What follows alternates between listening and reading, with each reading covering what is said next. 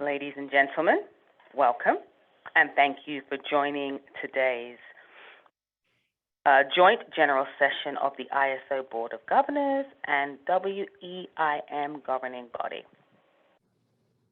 Please note that all audio connections will be muted to minimize background noise. To ask a question verbally, click the raise hand icon located at the bottom of your screen to place you in the question or comment queue. When it is your turn to speak, simply click the unmute button in the pop-up message that will appear on your screen. Please remember to state your name and affiliation prior to your comments.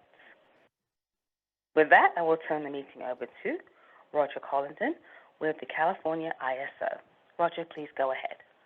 Thank you and welcome everybody. Let me, before I turn it over to our chairs for their opening comments, let me go ahead and take a roll call in order to get the meeting underway.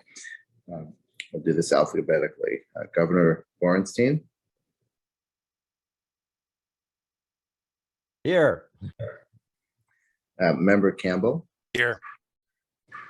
Member Decker. Here. Governor Edo. Here. Governor Galintova. Present. Vice Chair Gardner. Present. Chair Konzioka. I'll go with the new one. Present. I'm not sure which is better. Chair Leslie. Present. And Member Prescott. I'm here. You're here.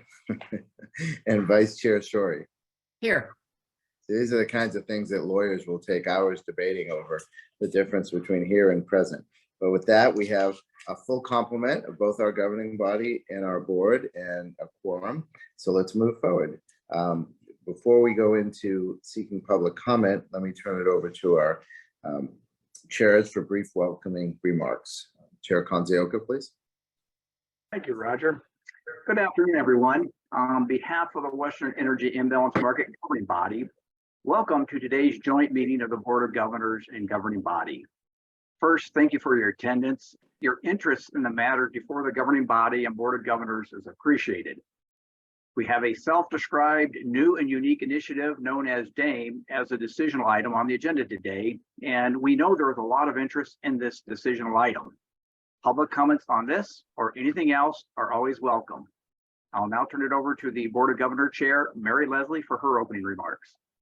Thank you. And I'd just like to welcome our newest member, Joe Edo, from formerly or a veteran of the Lawrence Berkeley National Lab. And I just want to share one quote from the release of his joining us that kind of sums up why we're so lucky to have him. Joe has authored over 250 publications on electricity reliability, transmission planning and operations, demand response, distributed generation, utility integrated resource planning, and demand side management and building energy efficiency technologies. So we feel blessed, Joe, to have you with us and to have somebody with your expertise and knowledge, especially at such an important time when we're making such big decisions. And I will echo my partner here about what a big day it is today, and that we will be looking at the DAME enhancement and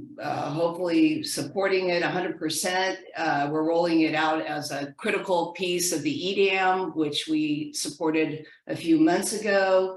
And as that famous quote of Voltaire says, let's not make the perfect the enemy of the good, because I think we have the good going here. So we're looking forward to today and hearing from staff. And we want to thank the staff for their hard work, because this has been many years in coming, the development of the EDAM and the DAME. So with that, Roger. Great. Thank you, Chair Leslie. Thank you, Chair Konzioka. The next item on our agenda is to seek public comment for any items not on the agenda. So we'll seek those during the items, but at this point, operator, if we can see if there's anybody that has any public comment that they would wish to raise at this time. Certainly. So once again, ladies and gentlemen, if you would like to make a public comment, Click on the raised hand icon located at the bottom of the screen to place yourself in the queue. When it is your turn to speak, simply click the unmute button in the pop-up message that will appear on your screen. Please remember to state your name and affiliation prior to your comments.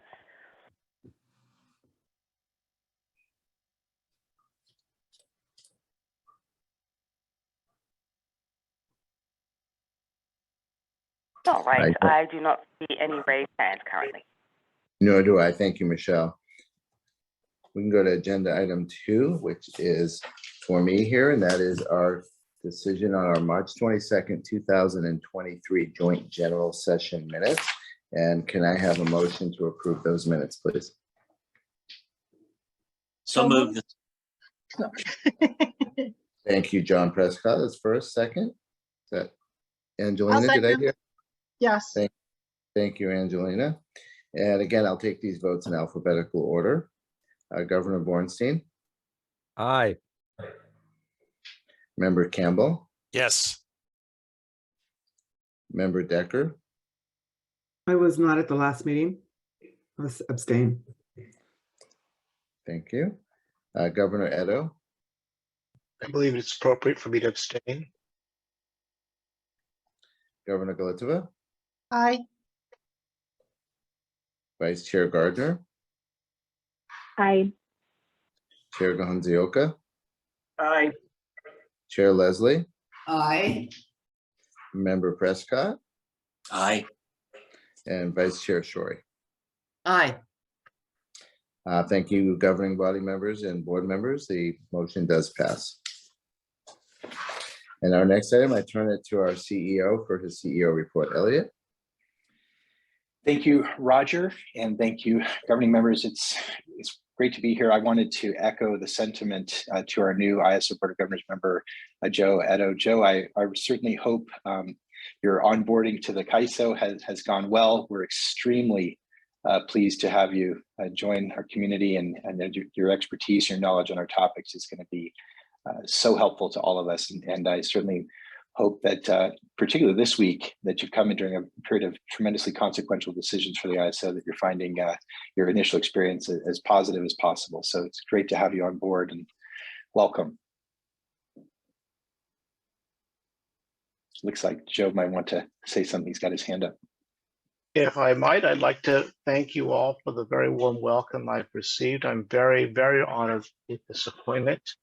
I want to thank you, Elliot, and your staff for the terrific onboarding and orientation that I've received over the past month.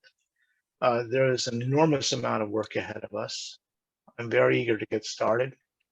And so let me just say thank you. I'm really looking forward to rolling up my sleeves and working with you all, my fellow governors and the governing body members. And so let's get the show on the road. Very eager. Thank you. Excellent. It's great to have you. As is typical for our joint sessions, I'm going to keep my CEO comments fairly brief today. But in addition to echoing the comments of Chair Leslie and Chair Gonzioka, I do also want to really thank all of our staff for all the work, but also really want to thank the broader stakeholder community for all the effort that's gone in to get us to this point today for this, I think, very consequential decision on the day-ahead markets enhancements. This is a tough issue. It's challenging. This topic is going to be, I think, very important for us to resolve. This is a key element of our future market design. And I think we've just learned how important it is to really listen to make sure that we have a very inclusive and responsive stakeholder process and an absolute commitment to keeping that moving. And so thank you to everybody who has just really leaned in, listened really hard to each other, and worked to, I hope, find a really good path forward for the day-ahead market enhancements. And in a moment, we're going to turn it over to our Vice President for Market Design and Analysis, Anna McKenna, who will frame the broader topic. But before that, let me just pass it back to Roger, who will note our 3 public comment letters. So Roger, over to you, and then to Anna. Thank you. Yes, thank you, Elliot. Appreciate that. Right, so our next item, agenda item number 4, is the decision on the day-ahead market enhancements. And we did receive 3 public comment letters, which I would like to note for the record. Those letters have been provided both to the Board of Governors and the governing body, the WEIM governing body. And those are one from Middle River Power, one from Pacific Corp, and a public comment letter from the Western Power Trading Forum. So with that noted for the record, let me turn it over to you, Anna. Thank you, Roger. Good afternoon, Chair Leslie, Board of Governors, Chair Kanzioka, governing body members, colleagues, and all stakeholders. Today, we'll be presenting to you the day-ahead market enhancements proposal coming out of the recently completed robust stakeholder process. Our presentation today will be a little different than how we normally present our proposals, and our new approach is reflective of the organizational and stakeholder process changes we've been making over the past year to evolve both our market design development efforts as well as the stakeholder processes themselves. Kicking us off will be Becky Robinson, our Principal Economist and Director of Market Strategy and Governance. Becky will share with you the problems we are trying to address with the proposal, the interdependencies between the market design and policy and governance, and also our stakeholder engagement. After that, I will invite Joanne Serena, our VP of Stakeholder Engagement and Customer Experience, to provide greater detail on a new implementation working group we are developing for the day-ahead market enhancements, and how we're going to leverage that working group as well as existing processes to test and evaluate the configurable parameters of the DAME proposed design. This is really critical, recognizing both the complexity and the unknowns the need for configurable parameters that are part of the design that we're going to present to you. We intend to keep stakeholders actively engaged through the implementation of this working group. And this reflects our renewed approach to the stakeholder engagement and working groups that emerged through the EDAM, which we all saw proved to be very effective and ultimately garnering broad support for the design. Our goal is to make such working groups a hallmark and feature of our stakeholder processes as we move forward with all the upcoming initiatives. Afterwards, I will ask James Friedrich, our lead policy developer, to present to you the key features of the proposal we're asking you to approve today. I want to thank and recognize James. James has listened carefully, considered all stakeholder input. He dived into the design features, the implementation challenges with the ISO team, with stakeholders, and he considered very carefully all input and was able to corral us and recognizing and addressing all issues raised to the extent feasible and reasonable. Finally, I want to recognize and thank the internal ISO team and all stakeholders for their resilience and dedication to this effort. Though this initiative has been running for some years now, it was really impressive to see the community coming together over the past 4 months to find real solutions and provide the flexibility we need to start with a design that allows us to adapt as we learn with experience.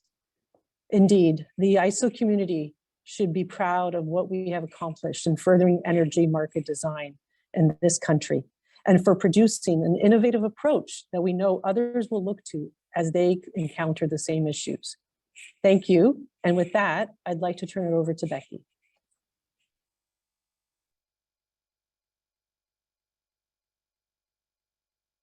Thank you, Anna. Just making sure you can hear me okay. All right, great, thank you. Right, good afternoon, Chair Leslie, Board of Governors, Chair Kanzioka, and governing body members, colleagues, and all of our stakeholders. If we could go ahead and move to the next slide, please. Thank you. So today we are bringing to you a proposal on day-ahead market enhancements. This proposal is intended to give the ISO better tools to be able to handle the growing challenges involved in managing the electrical grid, specifically around growing uncertainty and variability. As such, it is the latest in a series of steps to devise market products and tools to procure and incentivize flexibility, which is increasingly needed and more valuable because of the increasing quantities of weather-dependent renewable generation. This is a trend across RTOs and ISOs across the country, and it is an important incremental step on top of our existing flexible ramp product in the real-time market. The day-ahead market enhancements proposal is meant to enable the ISO to better manage uncertainty and variability that may arise in the time frame between the day-ahead market and the real-time market. Uncertainty arises from changing forecasts of wind, solar, as well as demand, as we get closer in time to the operating day, and variability relates to the need for intra-hour ramp needs that are not provided for in the day-ahead market hourly energy schedules. Today, operators manage those needs by out-of-market actions, but that can distort price signals and mask the value that more flexible resources provide. With the day-ahead market enhancements, we expect to reduce the need for operator actions and load conformance, as the market will explicitly provide resources to deal with uncertainty. Further, addressing this uncertainty is especially relevant in the context of the new extended day-ahead market, and the day-ahead market enhancements will ensure that there are sufficient economic offers into the real-time market to address system needs that may well turn out to exceed day-ahead energy awards. Next slide, please.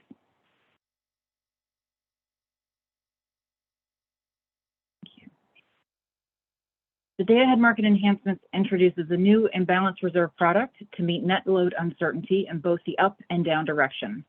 This product will be included in the integrated forward market and will be co-optimized with energy and ancillary services. And we think this is a real improvement over the load conformance and the reliability unit commitment, or RUC process, that occurs today to address these needs, as co-optimizing awards for energy and uncertainty needs at the same time will result in a more efficient solution compared to separately tacking on additional capability after the financial market has cleared. The imbalance reserve product will enable the diversity benefit of a broad geographic region and a diverse resource mix, improving both economics and reliability for the broader West region. It will also provide confidence that there is sufficient resource capability in the market to address uncertainties and therefore enhance confidence in relying on EDAM transfers. Next slide, please. As it relates to governance by the two bodies we are here before today, given that the day-ahead market enhancements has regional impact through the extended day-ahead market, the ISO Board of Governors found joint authority classification to be appropriate. However, they noted that any ISO BAA resource adequacy issues should fall solely under the ISO Board of Governors authority. There is one such provision in the proposal today, which is that ISO BAA resource adequacy resources will have a must-offer requirement for imbalance reserves. Next slide, please. The proposal today is better because of our engagement with our stakeholders. This is a high-profile item, and as such, it has elicited a lot of ideas and input from a variety of market participants and interests, and we thank stakeholders for their engagement. The stakeholder effort on this item kicked off actually 4 years ago in June of 2019 to define the scope and discuss options for a new day-ahead market formulation. And then, as you may recall, this item was initially going to be teed up for a decision from the Board of Governors and governing body in February of this year, along with the extended day-ahead market. But management decided then to extend the stakeholder process and allow for some further vetting of the proposal and discuss trade-offs among alternative approaches. Next slide, please. And as a result of that additional time and stakeholder process, we have incorporated elements into the proposal to address stakeholder concerns. In that intervening time, we resolved several substantive points. The importance of addressing the deliverability concern. 2, having the imbalance reserve product in the integrated forward market rather than in RUC. And 3, having the imbalance reserve product as part of and in time for the extended day-ahead market. That said, we heard stakeholder concerns about potential outsized impacts to day-ahead energy prices and the challenges of addressing deliverability in the day-ahead timeframe under what's really kind of a cloud of uncertainty. We also had additional engagement with the Market Surveillance Committee on exploring different ways to address deliverability, as well as discussions on the demand curve, or what the market should be willing to pay for imbalance reserve. These are some areas where we have incorporated modifications or what we're calling tunable parameters to address the concerns raised. These are also guided by the Market Surveillance Committee's guidance to take a conservative approach to implementation as we move forward with this innovative proposal. Finally, we plan to continue working with stakeholders as we work toward implementation. My colleague Joanne will speak more about this in one moment, but just to say a couple of framing thoughts about that. You know, as the MSC has recognized, The testing and refining of these parameters will be critical, and we're planning a robust process to do so in a transparent way and in collaboration with stakeholders, the Market Surveillance Committee, and the Department of Market Monitoring. Further, as the Western EIM market expert suggested yesterday in her remarks, in her opinion, we commit to working with stakeholders to identify guiding principles for how to evaluate the trade-offs that the testing may reveal, as well as to examining how the proposed cost allocation is working out through our simulations, and to work through some actual examples of that, just to build more intuition and transparency on how that will work. So I'll now hand it over to Joanne to speak more about that continuing stakeholder work. Thank you. All right, thank you, Becky. Appreciate that. Good afternoon, Chair Leslie, Board of Governors, Chair Kansioka, and governing body members, my fellow colleagues, and all of our stakeholders. I'm very pleased to have the opportunity today as part of the Day-Ahead Market Enhancements Initiative to talk about our stakeholder process and some of the changes that have evolved over the past year or so that Anna mentioned. So let me go to my next slide. All right, so I want to talk a little bit more about stakeholder process. As Anna mentioned, in partnership with Anna and the entire ISO policy team, we made a fairly significant change to our stakeholder process that really came to fruition through the EDAM initiative. On the front end of policy development of the EDAM, we introduced what's called a working group structure. The intent of the working groups was to really ensure that stakeholders had a part in defining the problem statement and had a voice in shaping the initial issue paper and straw proposal. This was something that we had heard from stakeholders previously and decided to introduce the concept in the EDAM policy initiative. The rest of the EDAM working groups that we heard through stakeholders, we are continuing to enhance and evolve our stakeholder process to incorporate more working group opportunities where it makes sense. Also, organizationally within the ISO, we've made a number of changes to continue to be able to effectively support and conduct working groups as we can continuously seek ways to deepen stakeholder engagement throughout our policy development and throughout the implementation of market initiatives. Therefore, as you'll see on the slide to the far right, when you reach the implementation phase of our overall process, you'll see that in the case of the day-ahead market, given we've heard from stakeholders that there are certain design elements that will require greater transparency and evaluation by stakeholders post-board approval, but prior to product launch. So we are establishing this working group that is focused on the implementation aspects of the DAME market design, and it will give stakeholders the opportunity to engage in that process. So this new implementation working group will be established for the implementation phase, pre-market simulation, with the intent for stakeholders to focus on a couple of key areas. First, we would want stakeholders to define scenarios that will provide data sets for good validation and testing. We would have that working group review and assess results of those executed scenarios and allow a vehicle to provide feedback and guidance on parameter changes based on the assessed results. This working group's effort will also be able to consider the principles and guidelines for analysis. So stakeholders will have the opportunity to suggest, comment, and help us finalize these principles as we proceed into the analysis phase, as mentioned yesterday by the WEIM market expert opinion. So during this phase, we would leverage our existing market simulation and parallel operations testing cycles, which are currently open to stakeholder participation. And we would leverage and produce and provide transparency of those scenarios through that mechanism. All right, so that summarizes sort of the evolution of our stakeholder process and how we are leveraging working groups to be effective and allow for a deeper stakeholder engagement. So on this slide, I also wanted to cover overall governance and monitoring. There have been a number of questions from stakeholders about the oversight of changes and the need for performance monitoring. So in terms of oversight, parameter changes and adjustments will be proposed, governed, and approved through the existing tariff revision and BPM change management processes. Both the tariff and BPM have existing open stakeholder processes where stakeholders can engage, advise, and inform on proposed changes.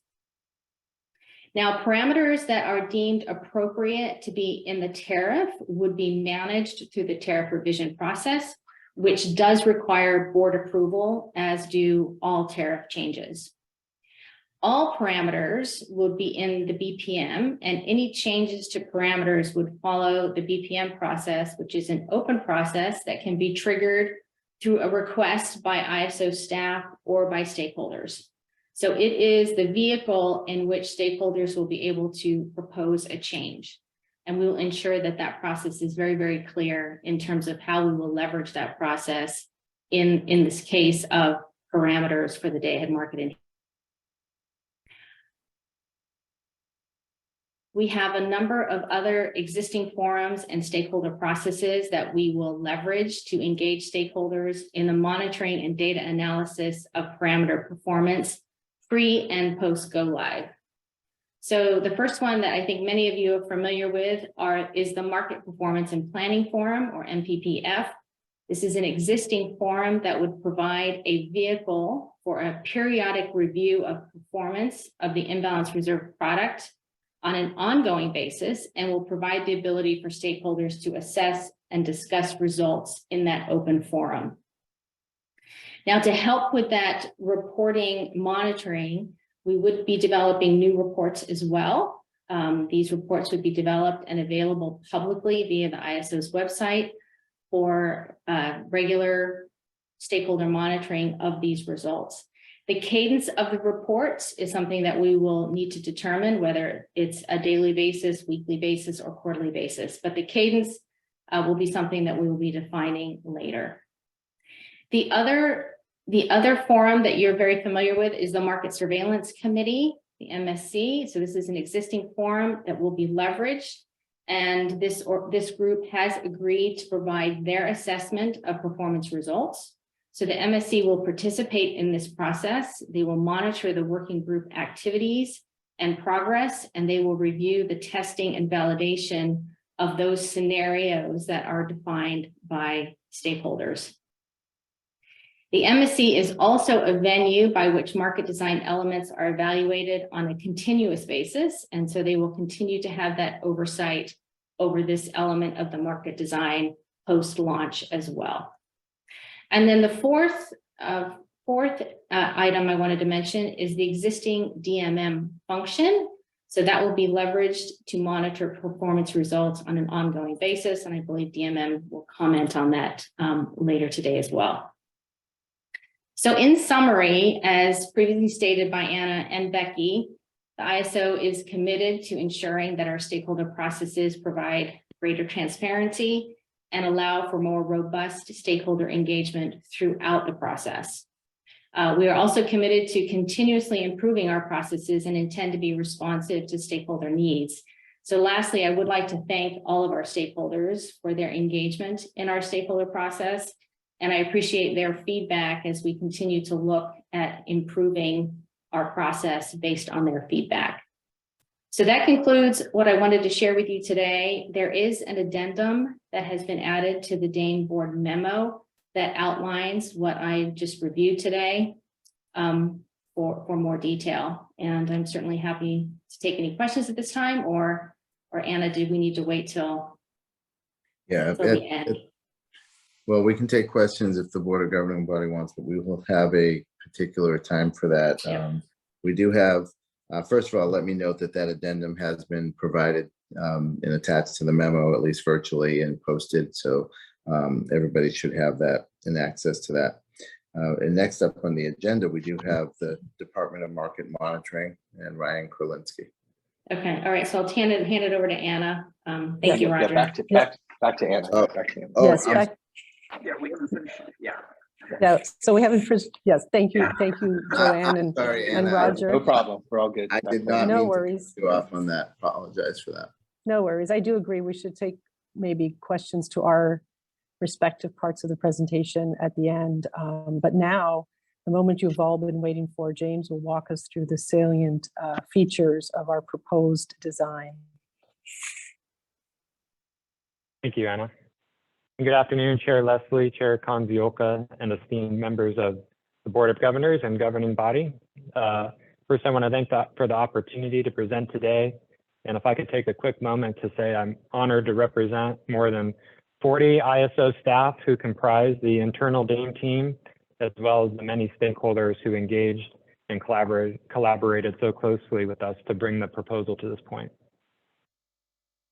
So my portion of the presentation focuses on more of the nuts and bolts of the changes to the DAME policy that we made in collaboration with stakeholders. The purpose of this slide describes a very key element of the DAME proposal that was worked out with stakeholders, which is the introduction of configurable deployment scenarios. The term deployment scenarios describe the process whereby the day-ahead market would assess the deliverability of imbalanced reserve awards by simulating their deployment as energy and monitoring the flows against transmission constraints, should they be needed in real time to address imbalances. Through the extended stakeholder process, most stakeholders agreed that some form of day-ahead deliverability assessment is important to supporting market efficiency and reliability for the new imbalanced reserve product. However, stakeholders found themselves on different points of the spectrum of deliverability and the intensity with which transmission constraints would be enforced in the deployment scenarios. Stakeholders raised concerns related to costs, computational performance, and the potential for excessive unrealized congestion should the set of enforced constraints in the deployment scenarios prove excessive. So in response to those concerns, we are committed to building in the market software the ability for constraints enforced in the deployment scenarios to be tunable, which is to say essentially to turn them on and off.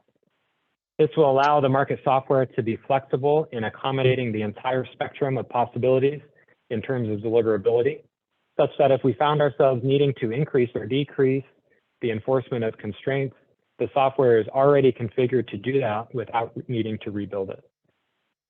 As Joanne described, adjustments to the set of enforced constraints will be informed by market simulation and operational experience. This evidence-based approach will ensure that adjustments are well-founded and are likely to achieve their intended outcomes. Also, as Joanne described, we are committed to maintaining transparency throughout the implementation and operation of the new market design by conducting pre- and post-implementation stakeholder processes to report on monitoring activities and any changes that may be required.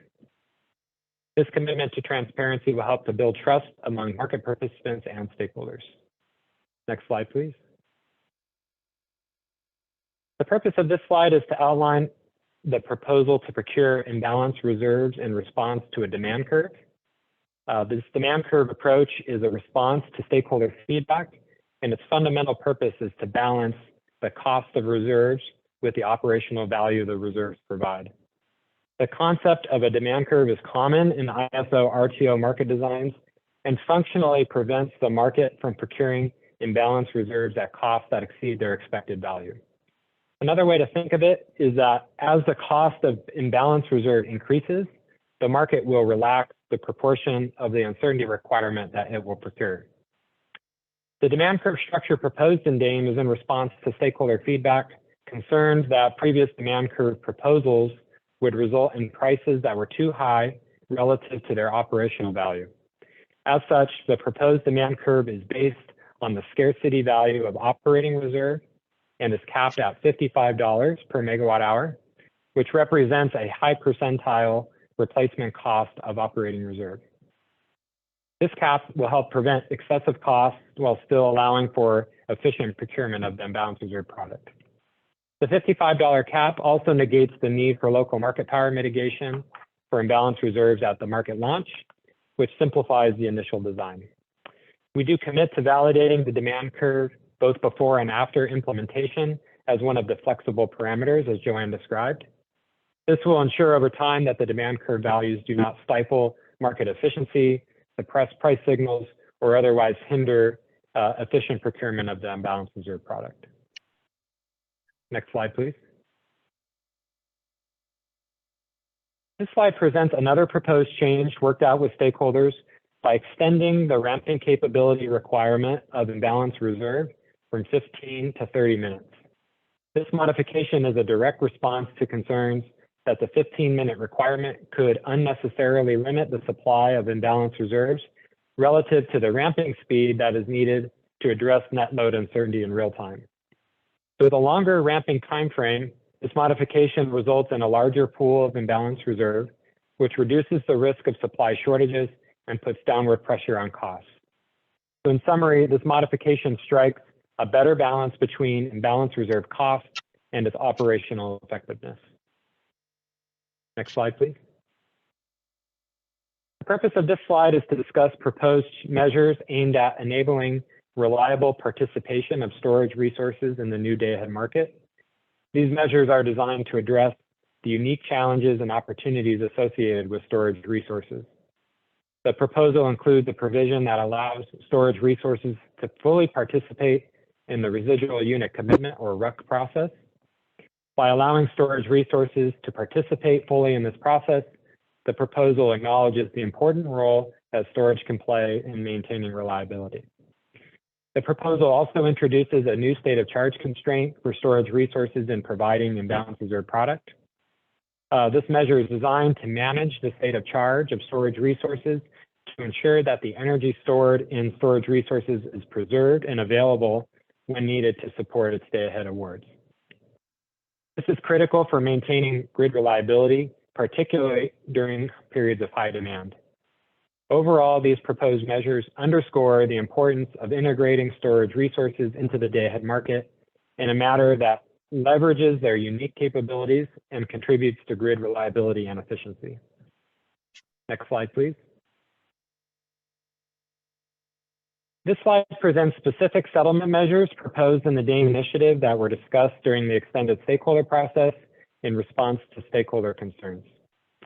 These measures aim to address stakeholder concerns about potential conflicts with existing contracts and ensure fair and efficient settlements in the new market design.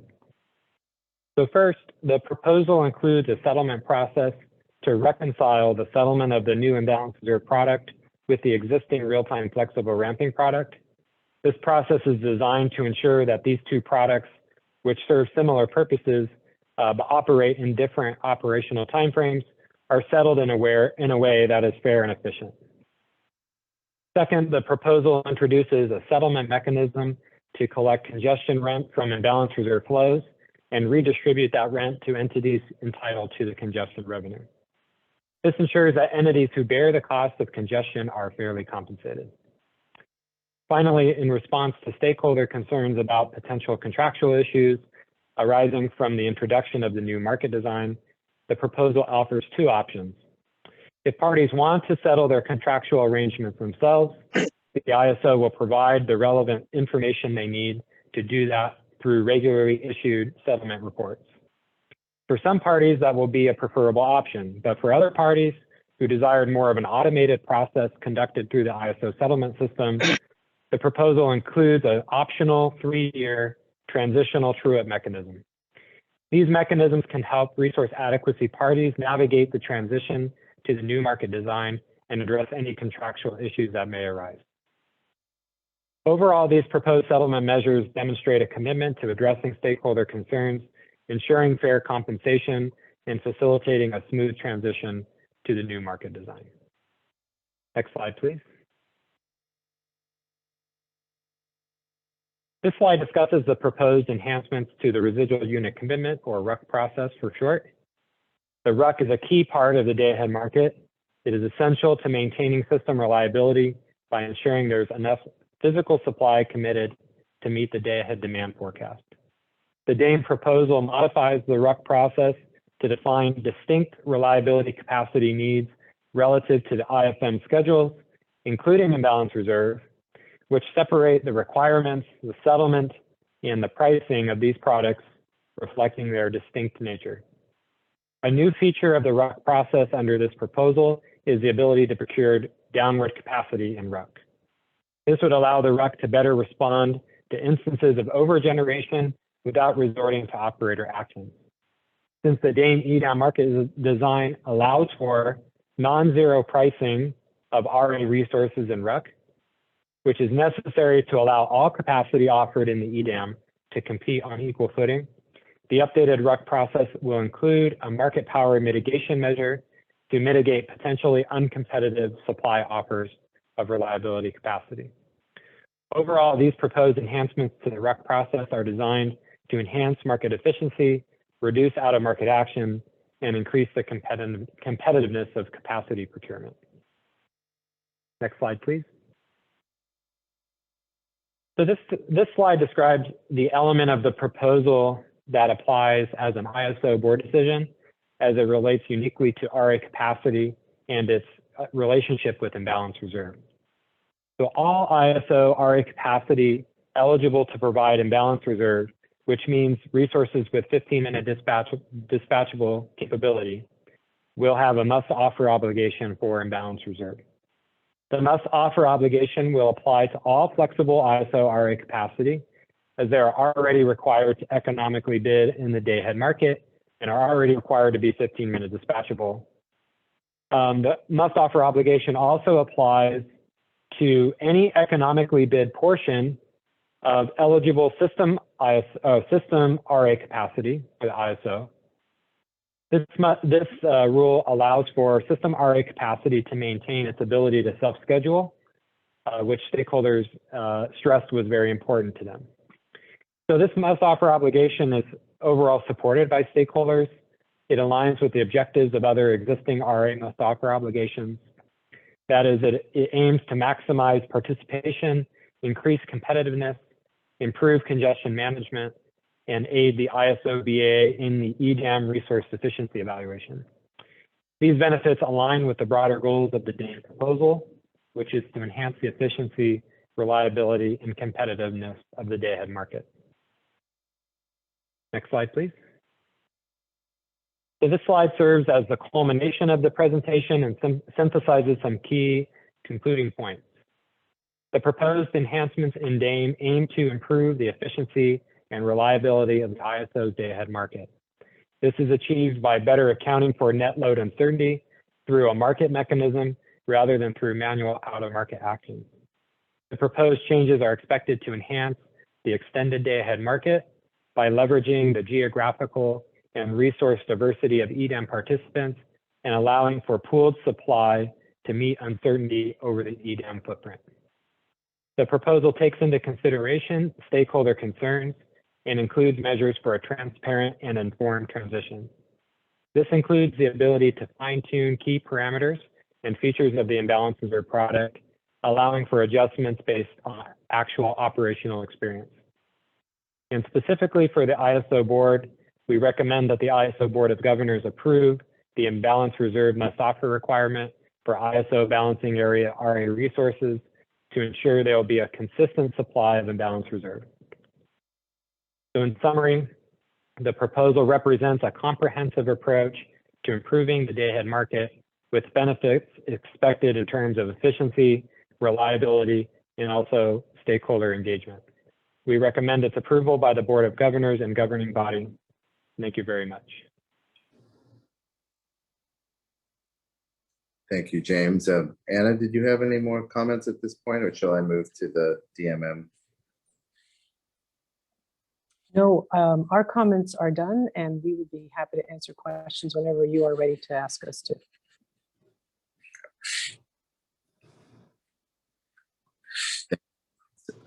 Rob, you have a question you wanted to ask? Yeah, Roger, I think this would be the appropriate time for us to ask questions on the presentation, correct? Perfect. Okay, just, you know, I've got two, and the first one is for James. And James, it deals with the cap on the imbalance reserves. And at one time, the cap was being proposed as the same as ancillary services. And then it's now down to the current proposed cap of the $55 per megawatt hour. And as you know, there have been some commenters who have argued that, yeah, you should have something there, but why isn't it at the same value as ancillary services? So I was hoping you just could explain to me, why there should be a difference and why it shouldn't be at the same level as ancillary services. Thank you. Great question. So first, there's sort of two parts of the response that I'll give. So first, the imbalance reserve offer cap of $55 is necessary because the demand curve for the imbalance reserve product also caps the procurement of the product at $55.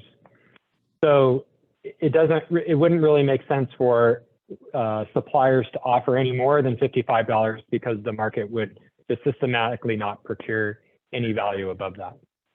Now, the second part of the question is in terms of the price cap for the $55 price cap and its relationship to operating reserve.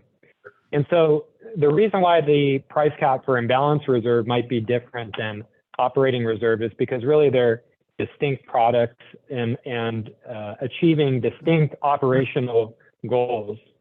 So operating reserves are, reserves intended for protecting against contingency events. And the imbalance reserves are intended to protect against addressing net load uncertainty. And the operational value provided by the reserves for imbalance reserve is a little bit lower on the hierarchy of reserve products. And that's consistent with other ISO and RTOs that have operating reserves and uncertainty reserves in their markets where you see sort of a higher willingness to pay in the market for operating reserve relative to uncertainty reserves, in this case, imbalance reserve. So the last thing I want to mention is that the demand curve cap is also part of what we consider to be the flexible parameters in this discussion. And so we'll be monitoring the demand curve cap very closely, as I mentioned, to make sure that if operationally we're seeing a need to adjust the cap either upward or downward, we'll have the flexibility to do so over time. And so it'll be something we'll be paying close attention to. We don't want to be stifling price signals if it's seen that the operational value of the imbalance reserve is higher than we expect at this time, but it's something we'll keep an eye on. Let me know if that helps.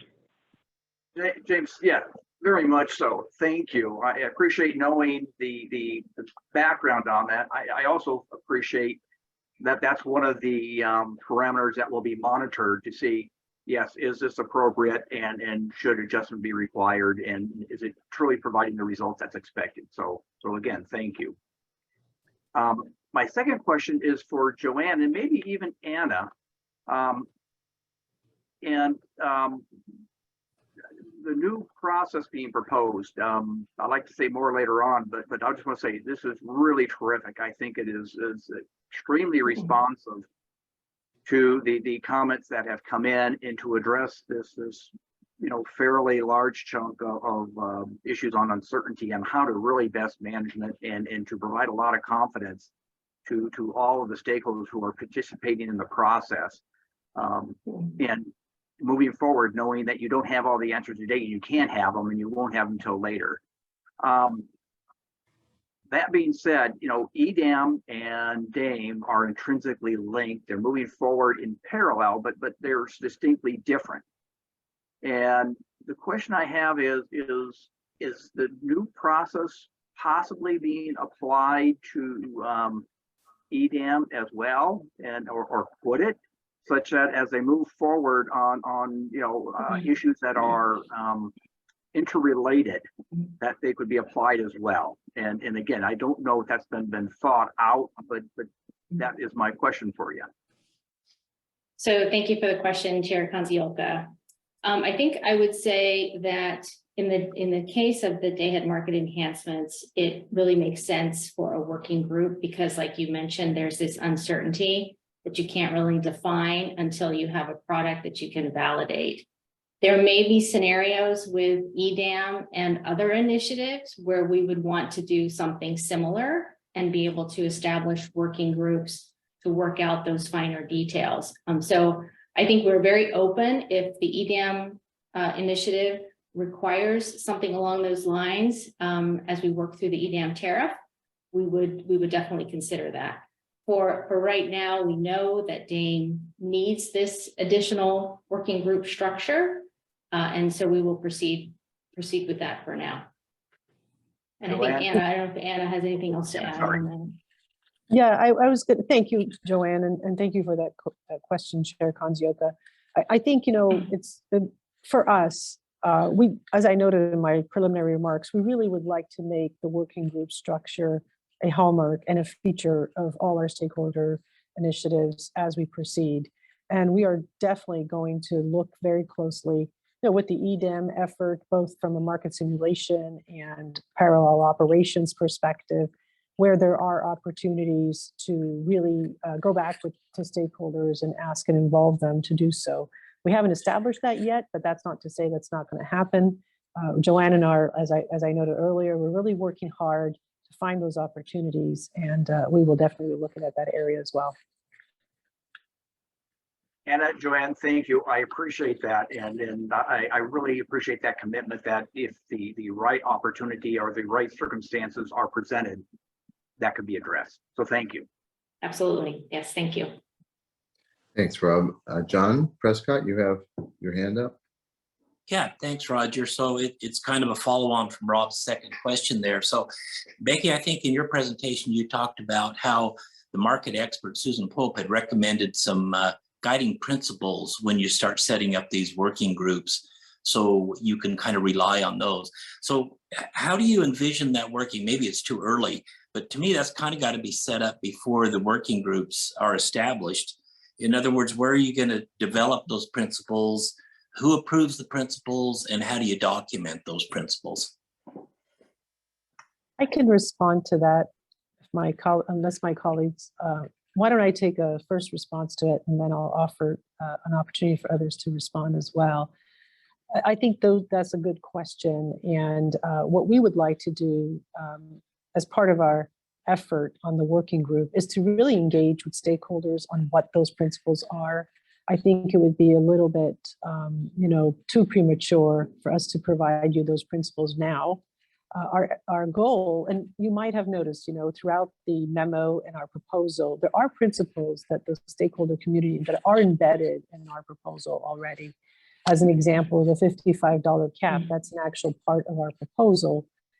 We're not going to necessarily change that unless we see something out of this effort. But as the governing body expert yesterday noted, there are elements that do require some articulation as to what are the thresholds and what we're going to look at. And I really thought it was very helpful, her explanation of how, for example, depending on how we conform the constraints and how many constraints we decide to enforce and what level or classification of constraints that we enforce, you might have degradation of performance. That is a principle we want to look at. And those are the give and takes that we're looking at. And so as we engage with stakeholders in this working group, the first order of business will be to really look into what are the case scenarios we want to look at, what are the areas we want to test and validate, and what are those principles around how we're going to look at these factors. Because without that discussion, I think the whole overall effort may not be as effective. Yeah, and Anna, if I could just add, Member Prescott, I just want to emphasize that the concept of the working group is to really get that input from stakeholders. So we would really like stakeholders to be part of defining what those guiding principles are. And I think that's going to be a key element of their feedback. So we welcome that, and we look forward to that. Okay, thank you.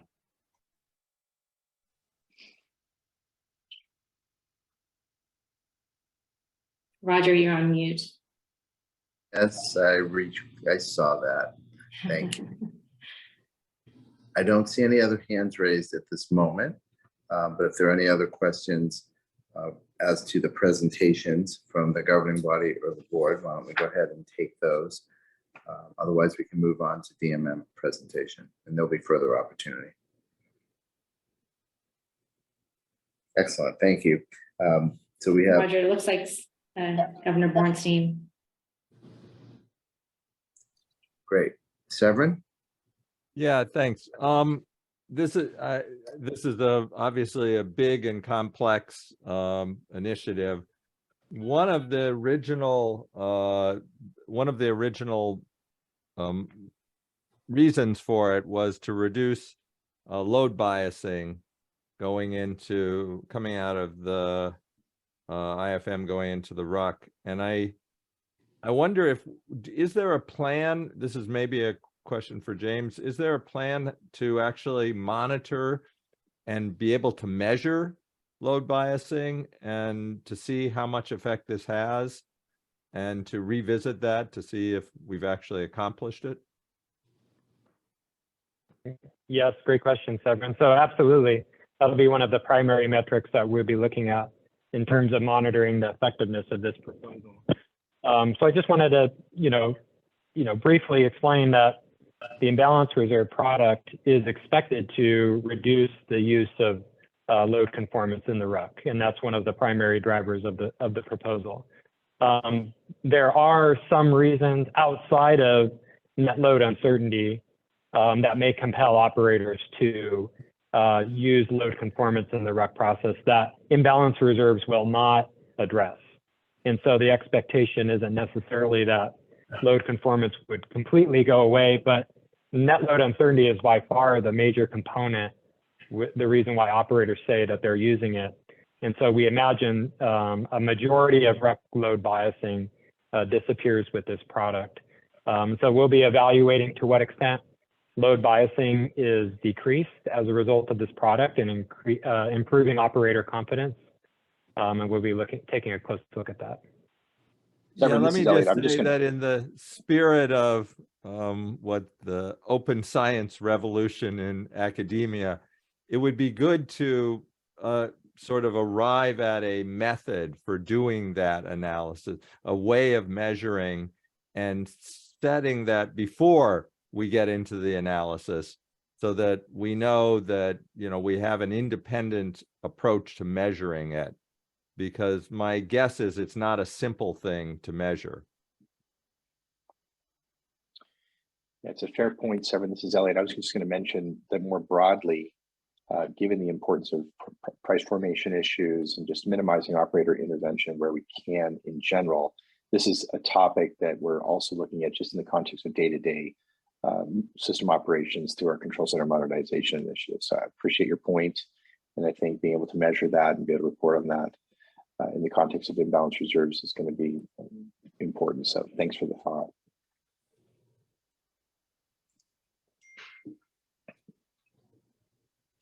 Okay, thank you, Severin. And again, I'm not seeing any hands as I scroll. So give 1, 2, 3, and we'll go on to Ryan Kurlinski at DMM. Yes, hey, good afternoon, Chair Leslie, Chair Konzielka, governors, and governing body members. This is Ryan Kurlinski from the Department of Market Monitoring, here to give a summary of DMM's views on the ISO's day-ahead market enhancements proposal. So adding a day-ahead market to the WEIM has the potential to unlock enormous efficiency benefits for balancing areas across the West.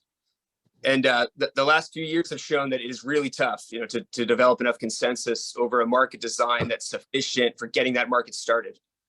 One of the biggest challenges is figuring out the real-time must-offer obligation for resources bidding into a day-ahead market where everyone isn't part of the same balancing area.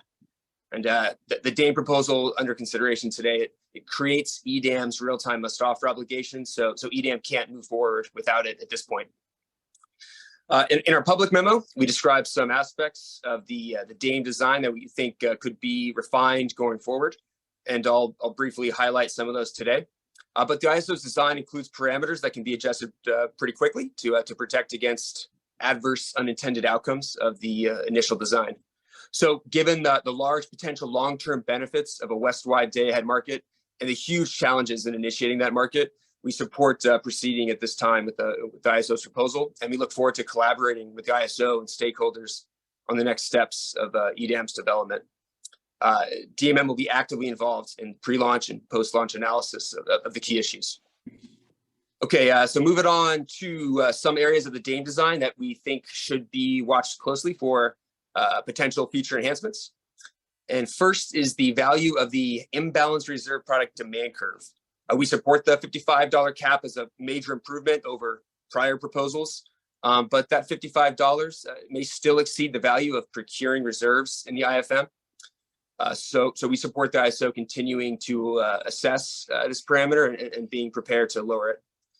And then given the IFM's nature as a financial market, it's designed to converge towards expected real-time market prices. We think more consideration should be given over the longer run to moving the uncertainty portion of this product out of the IFM and into the residual unit commitment market.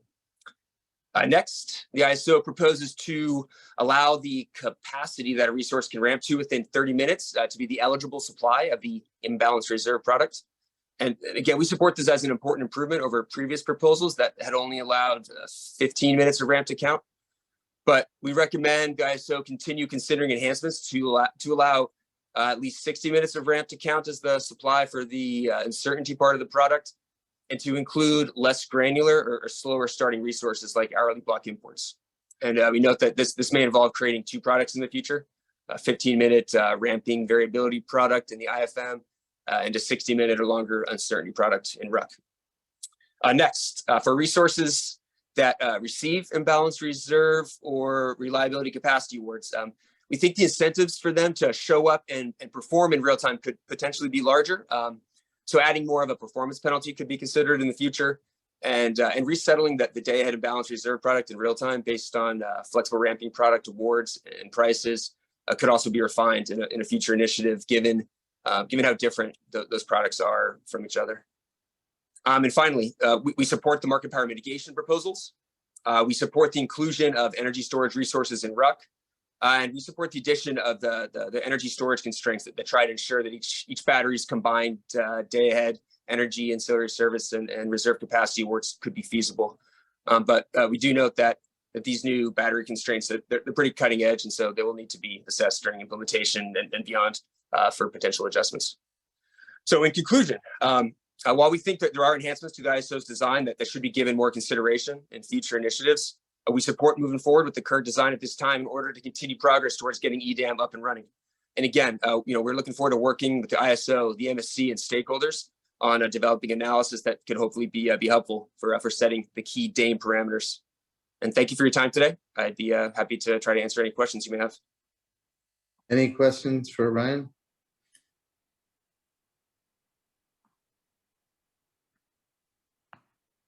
Seeing none and hearing none, we next have Ben Hobbs from the Market Surveillance Committee. Ben, are you there? I am. Can you hear me? I can hear you well, thank you. Okay, great. Good afternoon, governors and governing body members. I'm pleased to be here to represent the Market Surveillance Committee, which includes myself and Drs. Jim Bushnell and Scott Harvey.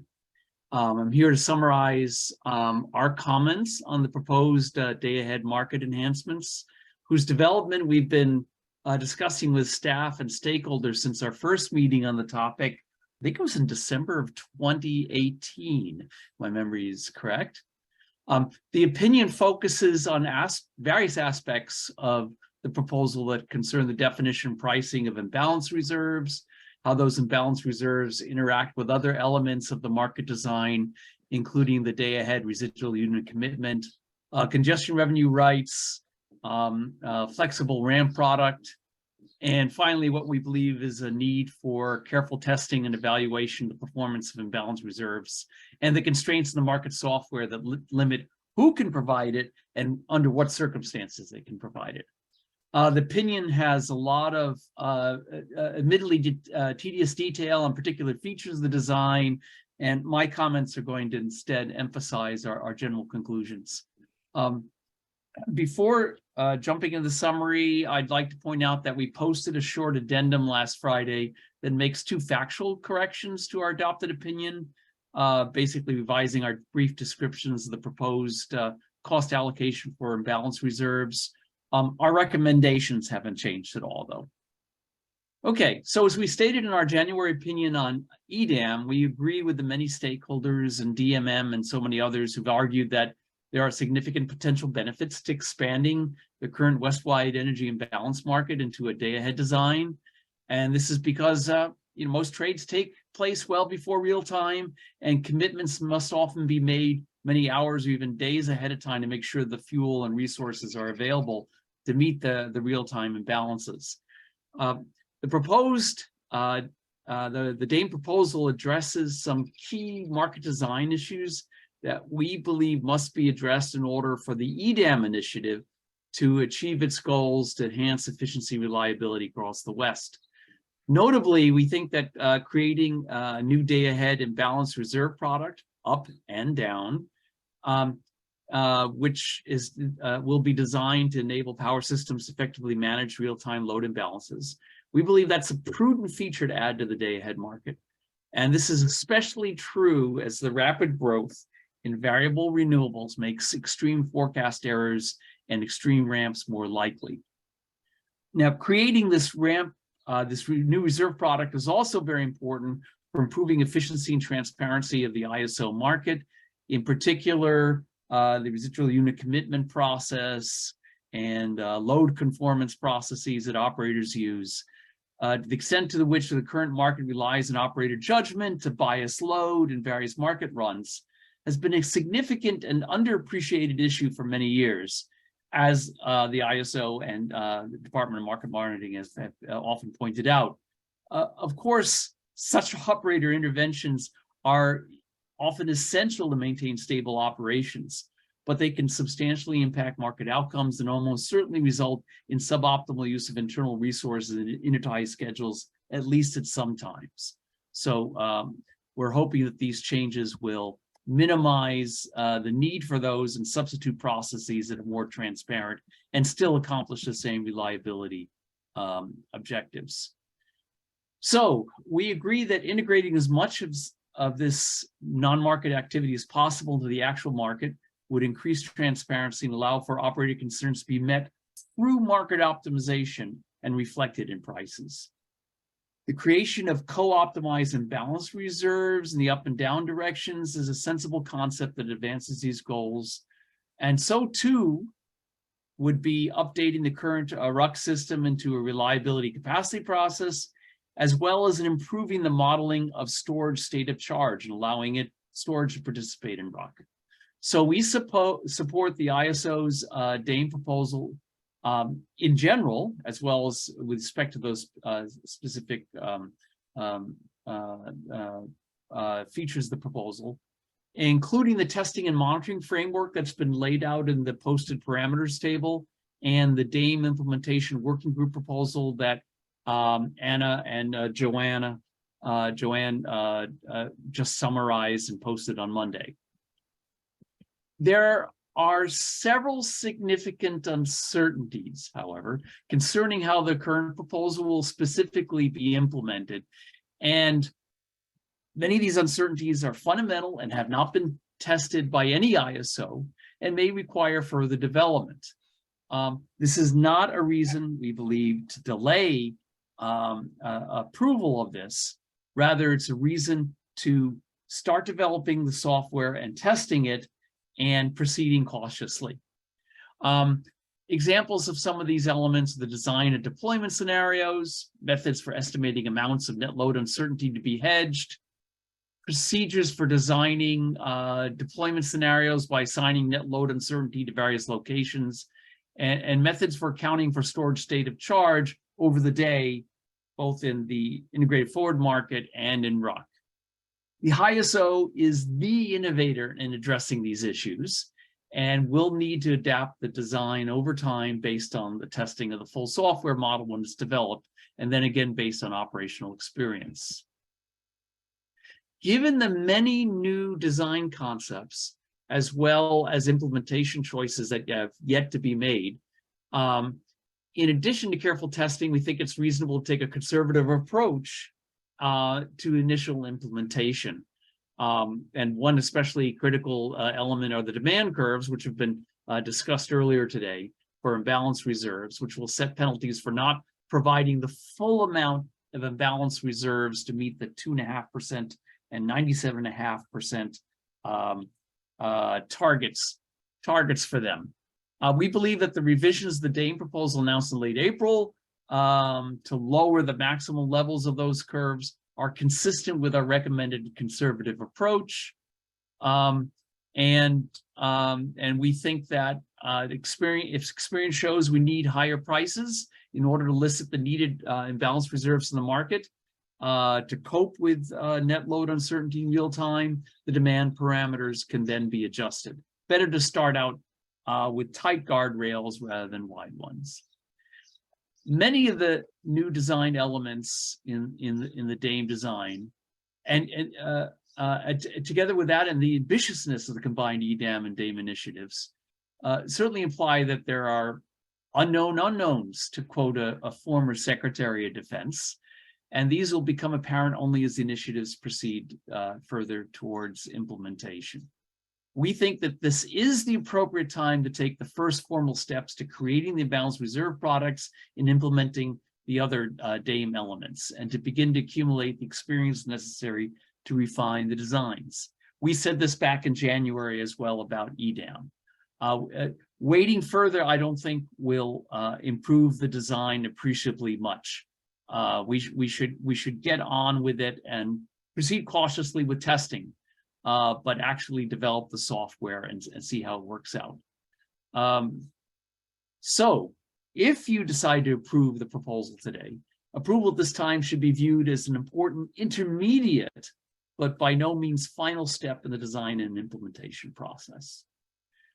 We strongly support the stated intention of the ISO and the revised final proposal to inform and consult carefully with stakeholders in tuning the configurable parameters of the DAME design during testing, implementation, and go live. And to work with, excuse me, a pollen season here, and to work with the DMM to enable them to report independently on the performance of alternative parameters and settings before and after implementation. So thanks very much for this opportunity to present our opinion. If there are any questions, I'll be glad to try to respond to them. I see Chair Kanzioka, you have your hand raised. Thank you, Roger. Dr. Hobbs, thank you for your comments today. I do not have a question. I just wanted to extend my appreciation to you and the MSC for the opinion that you provided us. Very helpful, very informative, very educational, and it has gone a long ways in dealing with this initiative, which is quite complex, as you just described, and with the amount of uncertainty.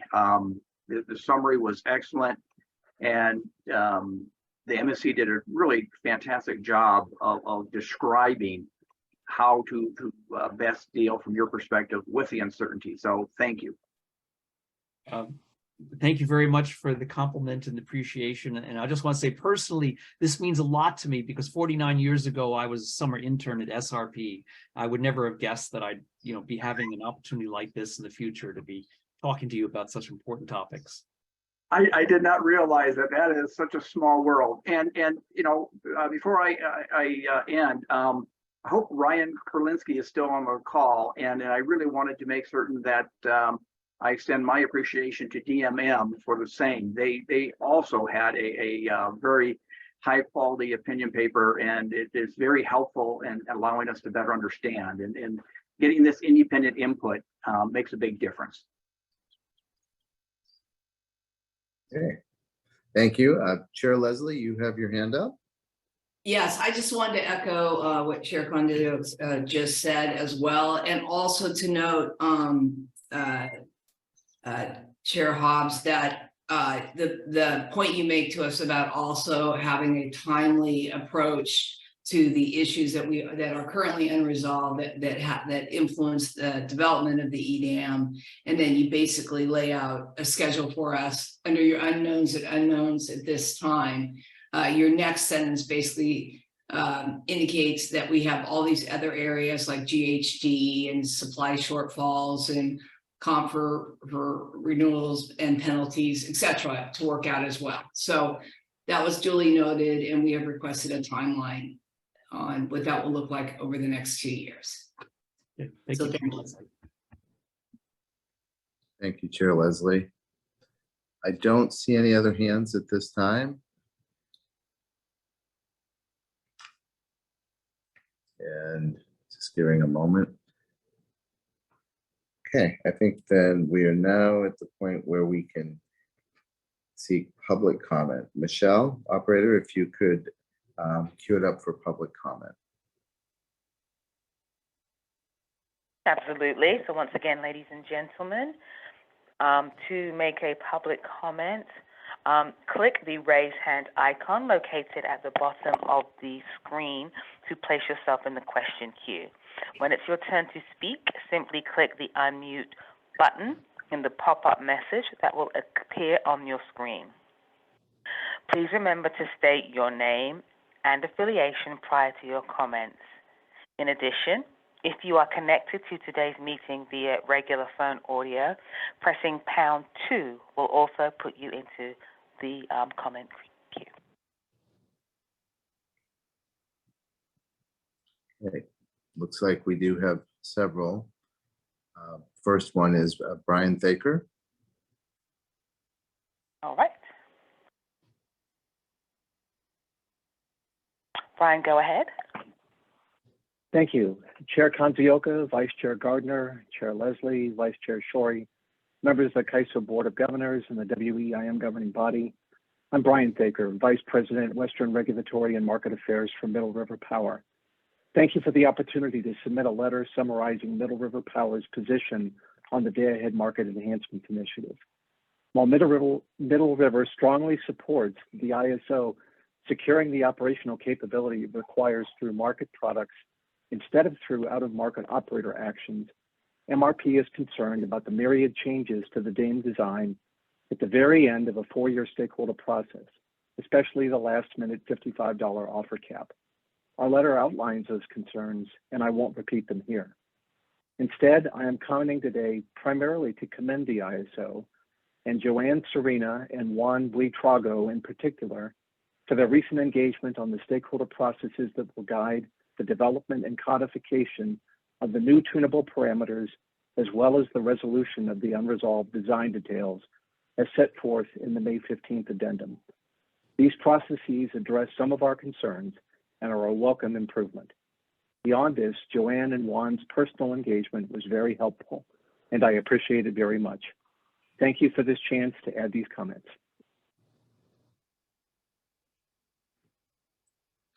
Thank you, Brian. Operator, looks like, at least from my list, the next is Jeffrey Nelson. Jeffrey, please go ahead. Your line is unmuted. Good afternoon. This is Jeffrey Nelson from Southern California, Edison. And we'd like to thank the board and the governing body for the opportunity to provide comments. First, we would like to offer our support to the DAME proposal in front of you today. We view it as an important part of the larger EDAM market design, a market design that we also support. We want to express extra thanks and appreciation for the stakeholder process and the engagement the ISO team working on this provided, and also all of the stakeholder input. It was a very robust and thorough discussion, and it led to some very important refinements that brought into where SCE's able to support the proposal. Very strong participation by both the ISO and the stakeholder community, and that was very constructive. We appreciated that very much. One of the key elements that's led us to where we're comfortable moving forward has been the change in the demand curve. This is really a key element, and we just want to note that this is a new product. It has all sorts of interactions with other components of the market, and making sure that it functions properly without creating unintended consequences, negative unintended consequences, will benefit everyone in the market. And this is still a little higher than we originally advocated, but seeing what was done in the Midwest ISO, it seems relatively comparable. So in light of the robust testing process that's now being proposed that we also support, we're comfortable with moving forward and supporting this. We do want to stress, though, that testing and the monitoring is really key to this. It's come out. And we encourage the ISO and the ISO's board and the governing body to remain open that there may be some additional refinements that become necessary as we really test this. Some of the stress scenarios will be informative to see how this really works. And we may require some tuning of some of the settlement issues or just some of the ways it's been implemented. But until we have data, we won't know for sure. So I just encourage everyone to keep an open mind, look for the data, and be willing to make refinements if warranted. And again, we'd just like to thank everyone that participated in this. I failed to mention the Market Surveillance Committee and the Department of Market Monitoring earlier. They've played a very important role in helping us understand and focus in on refinements that we think are appropriate. So with that, we'd encourage the support of this proposal by the governing body and the ISO board. Thank you for the opportunity to comment, and please let me know if you have any questions.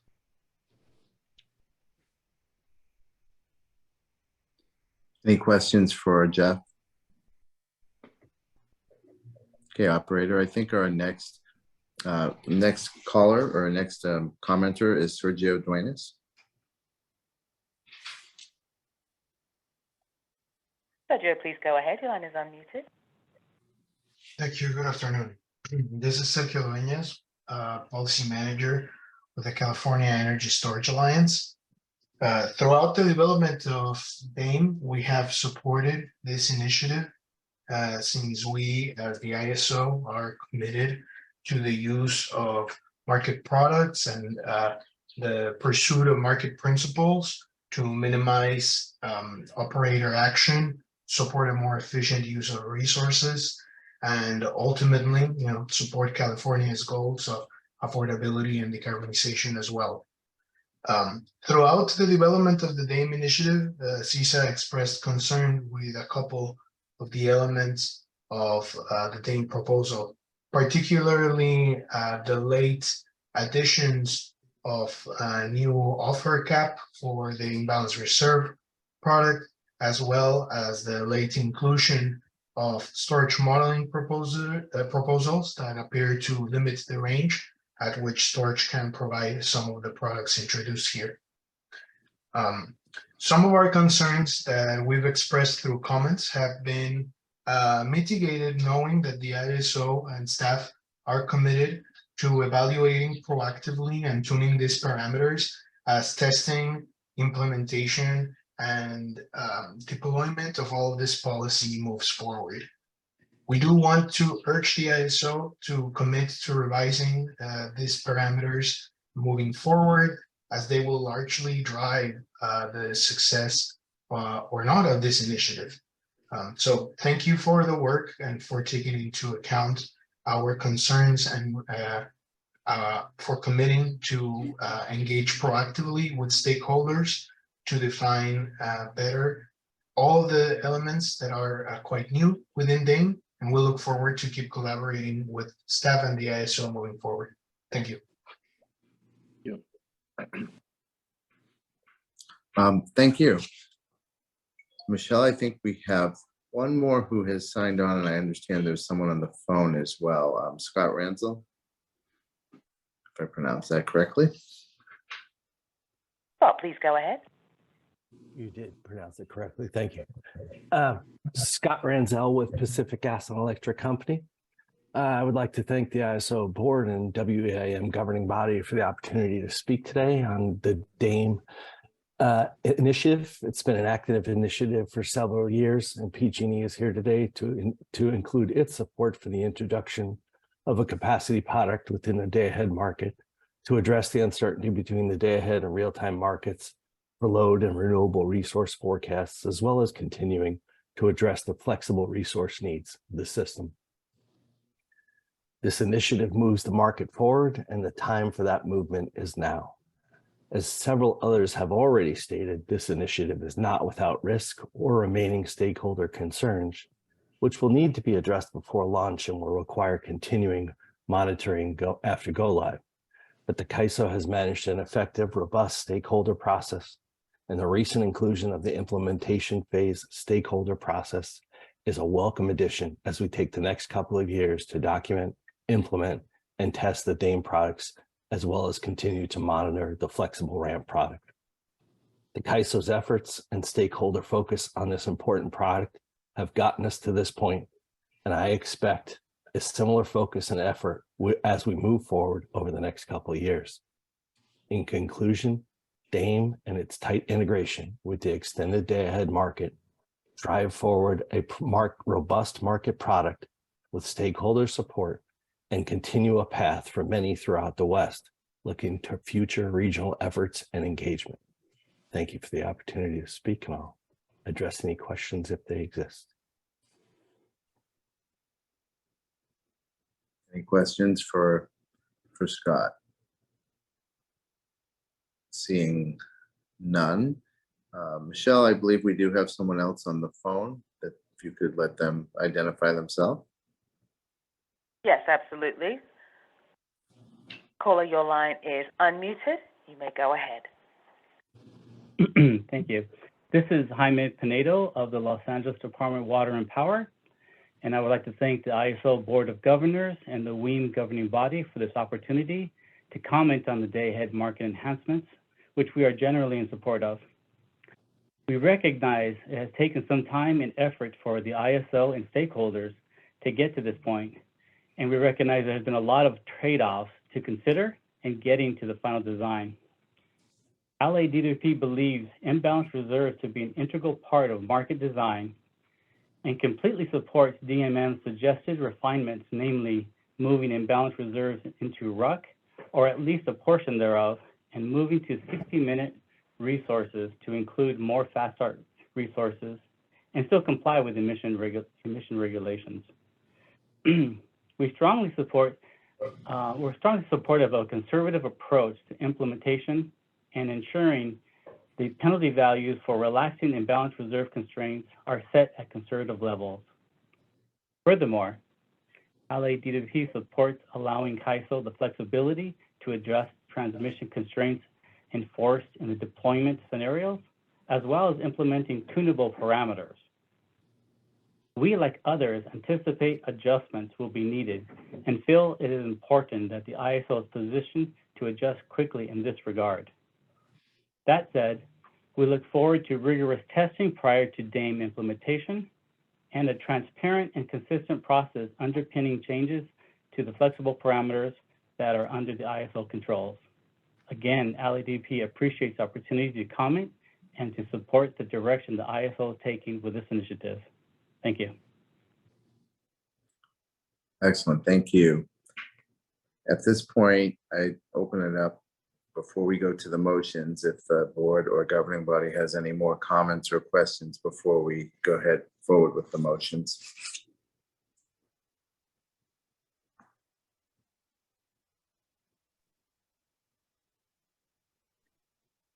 Roger.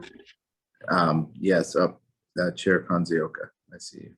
And then we have Andy and Anita go first. I would just I'll go afterwards. Oh, okay. Anita, do you want to go ahead? Yeah, so I do want to make some comments about this. It has been a long and enduring process. So I want to make a few comments. This initiative has spanned well before I was on the governing body, and it has waxed and waned to find its way to all the I's dotted and all the T's crossed.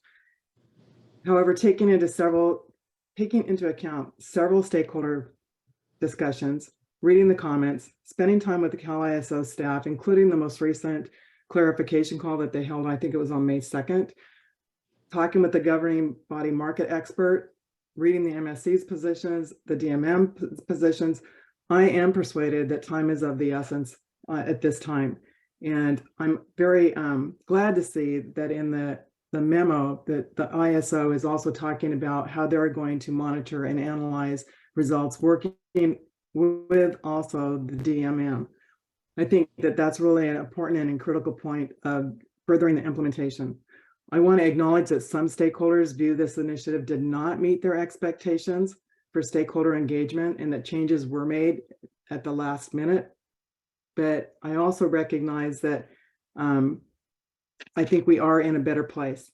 There were multiple perspectives about how DAME could be accomplished, none of which satisfied all stakeholders. And I would remind ourselves that there has been no initiative, even with the best stakeholder guidance, that has been implemented as a one and done. And EDAM and DAME are no different. The final proposal outlines a path forward, knowing full well there will be several refinements along the way. And to quote several stakeholders, I'm going to quote several stakeholders that made this comment. No process will provide more certainty. We need to delve into the implementation and analysis of the work ahead of us. And I think that was a key and critical point in listening to what stakeholders had to say. As a governing body member, I expect to see DMM and the CAISO take on the recommendations of the MSC and the governing body market expert in terms of the monitoring and evaluation. I think we heard that several times here today. It's important that it's transparent, and it's important that I think that it may not come back to the joint boards, but certainly from the WEIM board, I'm hoping we're going to see some report outs along the way as to what's changing, how the process is going, how the meetings are going. And as they look at the points that the ISO has identified to be working in the workshops, further, I am looking forward to seeing some of the thresholds that identify when and how changes will be made. What we have before us represents significant work by parties too numerous to mention. It's thousands of hours by stakeholders, CalISO staff, CalISO leadership. And there is no easy way to go forward without seeing this move forward. I want to extend a thank you to the commitment of all those who have put a lot of work into this effort at this point. And lastly, I really do want to take a moment to say I'm very encouraged by the CalISO making changes to their stakeholder process by including more workshops. My hope is that the workshops will be truly a collaboration and not a tell. So I look forward to hearing feedback on how the workshops are going. And I realize that DAME is still not going to be all things to all people. Having said that, I'm supportive of taking the next step.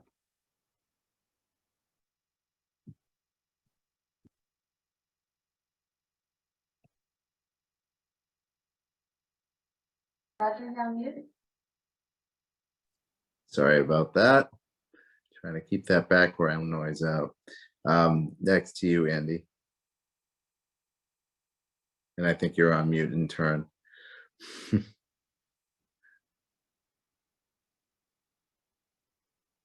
Yeah, I can't hear you. Can anyone else hear? No. No, there's some problem at your end, Andy, because you're not showing up as muted. Well, let me go to our next commenter, and maybe we can rectify that while we're trying. Governor Shorey. Yes, thank you. And maybe this is a logical follow-on to the comments that Anita just made. I actually thought that there was a lot of consistency in the comments that we received from the public and from DMM and from the MSC and from the independent economist that's working with the governing body in terms of the fact that this is a new product, that it is still in development, that I never thought I'd hear Donald Rumsfeld quoted so frequently, but we heard a lot about known unknowns and unknown unknowns. And the bottom line message I came away with is that we do need to get on with this, get the software in development, get going on the design and start testing it. And so I think that we're at a point where it is logical to make that decision today.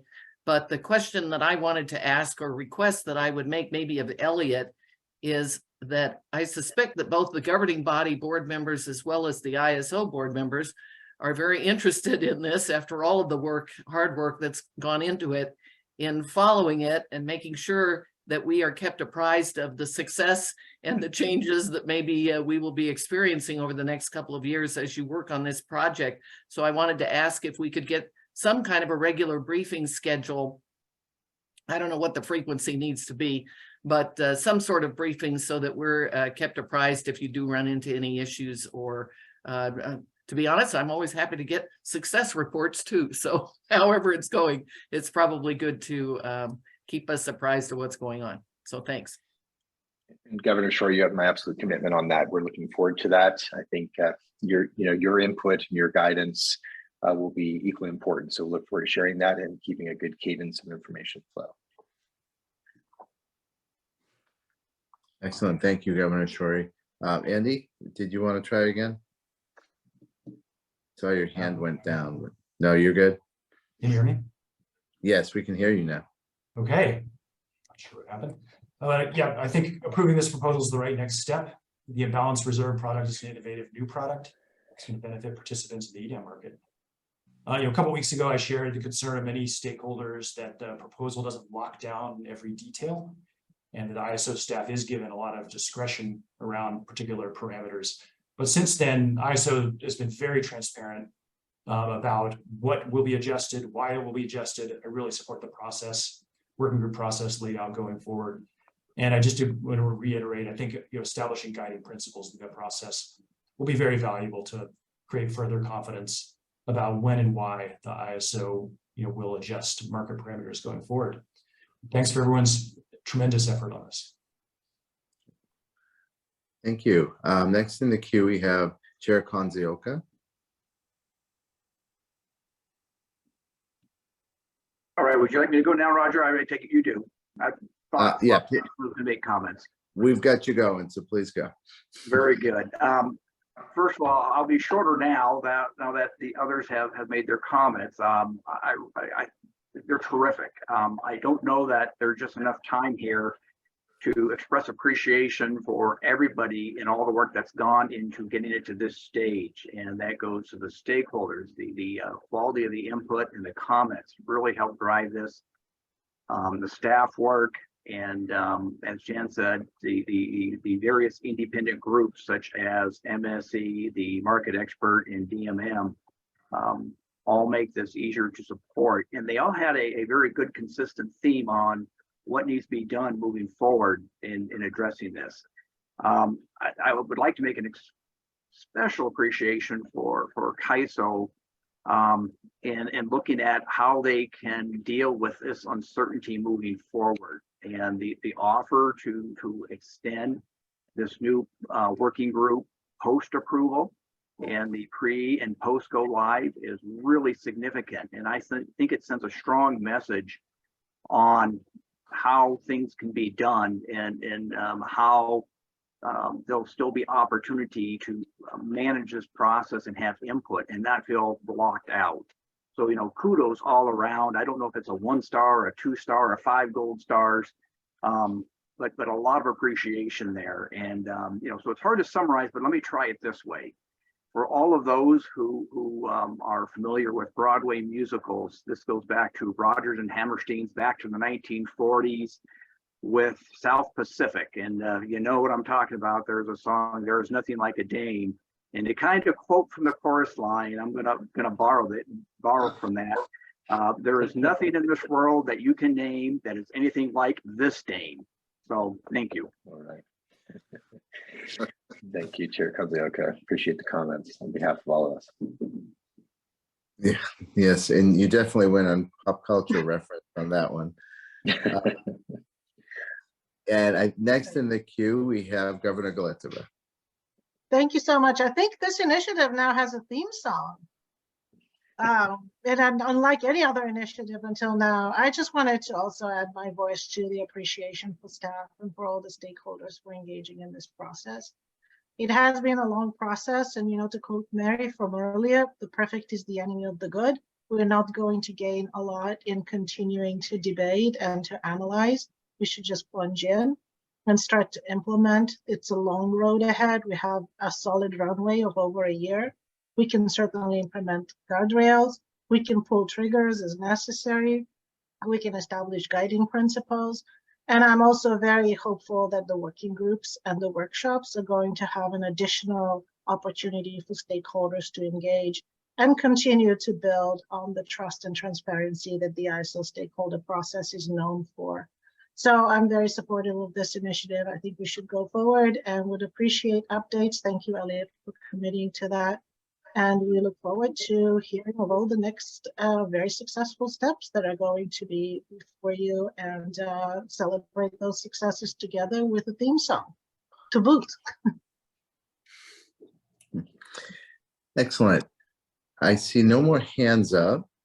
So I'll just not go too fast here so I don't get ahead of myself, but unless there's any other questions, I think we can move to the motions. We have two motions. The first one is a joint motion, which is for approval of the proposal with the exception of the day ahead must offer obligation, which is considered a board only vote, and that will be the second motion. So with that, and still not seeing any hands, so I think we're good. Let me go ahead with the first motion. Move that the ISO Board of Governors and WEIM governing body approve the day-ahead market enhancements as described in the memorandum dated May 10, 2023, and the addendum dated May 15, 2023, with the exception of the day-ahead must offer obligation for resource adequacy capacity eligible to provide imbalance reserves, which remains under the sole authority of the ISO Board of Governors. And move that the ISO Board of Governors and the WEIM governing body authorize management to make all necessary and appropriate filings with the Federal Energy Regulatory Commission to implement the change proposed in this memorandum, including any filings that implement the overarching initiative policy but contain discrete revisions to incorporate commission guidance in any initial ruling on the proposed tariff amendment. Can I have a motion, please? So moved. Thank you, Second. Mary. Second, I think that Anita. Yep. Thank you, Anita. And let me go ahead and take the vote. Governor Borenstein. Aye. Member Campbell. Aye. Member Decker. Aye. Governor Edo. Aye. Governor Galitova. Aye. Vice Chair Gardner. Aye. Chair Konzioka. Aye. Chair Leslie. Aye. Member Prescott. Aye. And Vice Chair Shorey. Aye. Thank you, governors. Thank you, members of the WEIM governing body. The motion passes. Next motion for the Board of Governors. Move that the ISO Board of Governors approves the day-ahead must offer obligation for resource adequacy capacity eligible to provide imbalance reserves element of the day-ahead market enhancements proposal as described in the memorandum dated May 10, 2023, and the addendum dated May 15, 2023. Move that the ISO Board of Governors and the WEIM governing body authorize management to make all necessary and appropriate filings with the Federal Energy Regulatory Commission to implement the changes proposed in this memorandum, including any filings that implement the overarching initiative policy, but contain discrete revisions to incorporate commission guidance in any initial rulings on the proposed tariff amendment. Can I have a motion from a board, please, from the board? So move. Thank you, Governor Borenstein, and a second.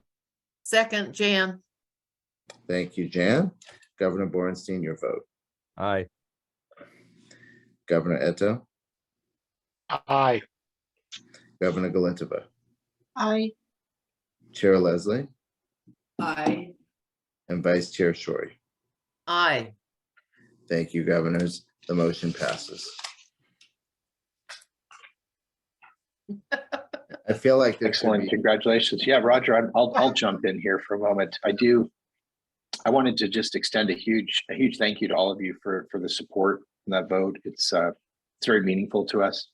I think the conversation today, obviously, the CAISO, we are in a transformational period, right? The products, the services, our market environment, and as we really try to transform our service model as well. So the participation, the stakeholder engagement, this really gets back to us as an organization. When we think about our cultural values of integrity and accountability and service and humility and resilience, I think we're really wanting to practice those values in everything we do. We've also seen them in our stakeholder partners, and we deeply appreciate the dialogue and the partnership, and super excited to get the next step of this process moving, to finish the tariff filing on EDAM and just keep making progress. So thank you all so much for the partnership and for your support, and just to the staff and everybody that's been involved. Congrats and thanks for making today a successful outcome for this product. So we'll keep moving, and thanks again. Thank you, Elliot. Appreciate the comments and wrapping that up. Agenda item number 5 is the briefing on policy initiatives roadmap. And with that, I have Anna McKenna. Anna? Thank you, Roger. Thank you, Roger. I will keep my introductions brief. I did want to make a couple of notes. Greg Cook, our Executive Director, Market Policy and Development, will be walking you through our 2023-2025 policy initiatives roadmap. And this, normally we do this a little bit earlier in the year, but we took a little bit of extra time earlier this year to, again, engage with some stakeholders and stakeholders at large on on our roadmap. And so we're coming to you a little bit later. I also wanted to note that this year we attached a memorandum that goes into greater detail on the motivation behind the decisions made in the roadmap.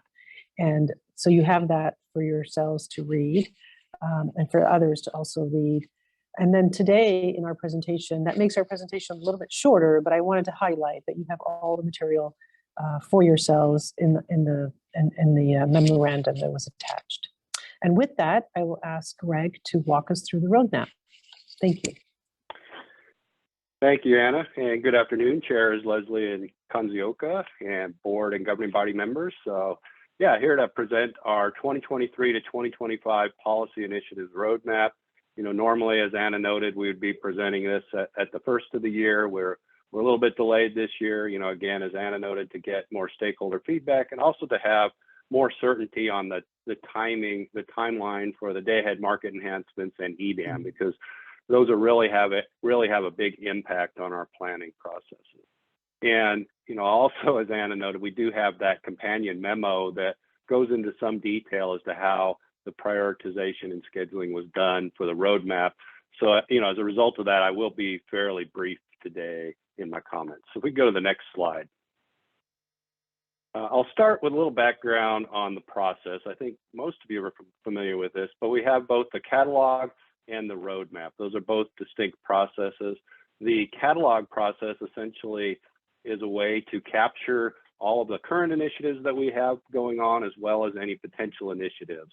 And we get that list through our internal business units and also from stakeholders. And we tend to update that periodically throughout the year to keep a current list of potential policy initiatives. And then we go into the roadmap processes where we actually prioritize those initiatives and put a plan together for how we're going to do our policy development over the next 3 years. And so for prioritizing initiatives, we take into account a number of factors, the first being the strategic objectives that are included in the ISO's strategic plan. We look at how those initiatives help support those strategic objectives. Next, we look at stakeholder input, and we look at both formal and I would say informal stakeholder input. We do run a formal stakeholder process, but then we also look for opportunities to shop the roadmap at industry forums, as well as having one-on-one discussions with various stakeholders. Then we also look at how do these initiatives support our reliability and market efficiency needs. And then finally, if there's any regulatory requirements we need to adhere to. And for example, we could have FERC rulemakings that we have to address, or oftentimes FERC may order us to do certain policy development in orders that come out on initiatives and tariff filings that we've filed at FERC in the past. And then finally, we take into account there's a planning aspect to this where we really look at the number, size, and timing of the initiatives. And there's a lot of dependencies on that. One would be the regulatory requirements. We have to have certain policy developed by certain deadlines. How many resources are available to do the work. And this is both on the policy development side as well as the implementation side. And we're not just looking at what the ISO can do, but we also have to take into consideration how much our stakeholder community can take on as well. We look at implementation timelines. We really have to manage, how much can we implement at any given time and space that out and have a, logical plan for doing that. And then finally, interdependencies. You know, oftentimes we have certain initiatives that need to be implemented either prior to or concurrently with other initiatives. And so we look at those types of issues as well. So we can go to the next slide. Okay, so I did say I was going to be brief, but I do want to spend a little time on this slide because really looking at this feedback that we received from stakeholders and how we incorporated that into our policy development plans. So in particular, we have a list of items here that we had made some adjustments to respond to that feedback. The first one is we had some requests to ensure that we were enabling energy storage participation in RUC, which currently today those resources do not participate in our residual unit commitment market. We did find the opportunity that we could include that as part of the day-ahead market enhancements proposal that you just approved. So we were able to accomplish that there.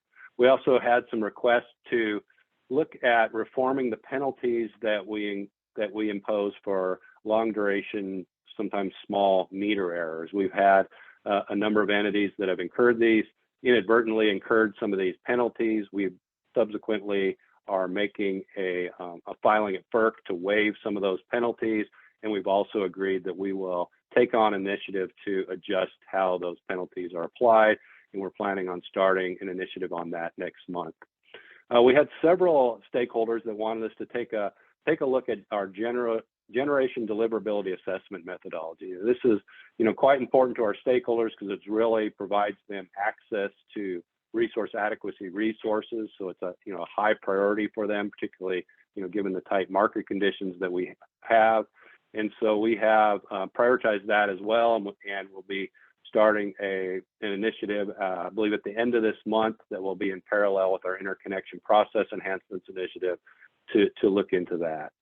And then the next item I wanted to address was on our natural gas resource management issues. And this was, a big priority for particularly the Southwest EIM entities that, they feel like they're having issues with having sufficient flexibility to bid their costs into the EIM. And so, we've agreed that we're going to take a look at this. We've committed to holding a workshop to better understand what those issues are. We did adopt additional measures for flexibility for providing those costs as part of our commitment cost enhancements that was implemented back at the end of 2020. But, so we'll be looking at, are we able to address these issues under our current tariff authority and see if we can find solutions that way. And in the event that, we do identify that some tariff changes may be needed, this could lead to a new initiative as well. And then finally, we had some requests for, continuing our look at GHG coordination. And we are planning on starting workshops this summer to really do an evaluation and evolve our GHG accounting policy. So we will be taking that on as well. And then we also had a lot of feedback on the roadmap process itself, and in particular that stakeholders would like to have more opportunities for stakeholder input, and also some concerns that we really need to look at ways in which we can clear the backlog of discretionary initiatives that are in the catalog. We have a number of suggestions there, including combining discretionary initiatives into a larger initiative. Maybe that would be a way of dealing with it. Also going through and removing initiatives that may no longer be relevant. And also, always we can consider resource additions as well if that's necessary to address those issues. And next was, request to solicit input from the WEIM Regional Issues Forum. And this is something that, we started to some extent this year. We did present a couple of times to the Regional Issues Forum and got some feedback from them. And, I think what we're proposing to do is look at process enhancements for this year's process, I should say, that will start, later this year and look to coordinate with the RIF so that our process and their processes can align together. And then, finally, we have the companion document memo that we included this year. I think, we plan on continuing that next year, and continuing to enhance that as we move forward. So we can go to the next slides. We'll get to the roadmap itself. These are initiatives that fall under our strategic objective number 1, which is reliably and efficiently integrate new resources. And, you know, I think our primary focus this year is going to be on our price formation enhancements, in particular looking at scarcity pricing, fast start pricing, balancing authority area level market power mitigation to support EDAM, and also considering extending the horizon of the flexible ramping product. And then next year we'll be looking at, you know, continuing our efforts to efficiently integrate storage resources into the market. We go to the next slide. And then on strategic objective number 2, this is looking at resource adequacy type initiatives.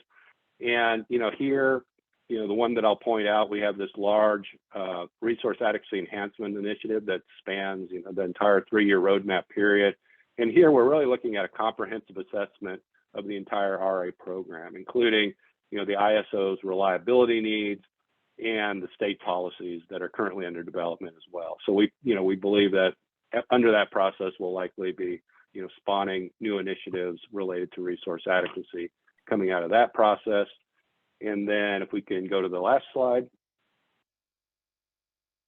The last but not least is building on our foundation for the Western energy imbalance market and to further expand Western market opportunities. So, you know, a lot of this is taken up with the EDAM and the TSMSP, which, you know, affectionately known as the Wheeling Initiative, that were approved earlier this year, and then the day-ahead market enhancements that was just approved. But there will be, you know, significant implementation efforts, you know, tied to those 3 initiatives going forward. And then we also have the companion ISO balancing authority area EDAM participation processes that's currently underway, and the GHG coordination that I mentioned as part of the stakeholder feedback. And then finally, the resource efficiency evaluation phase 3.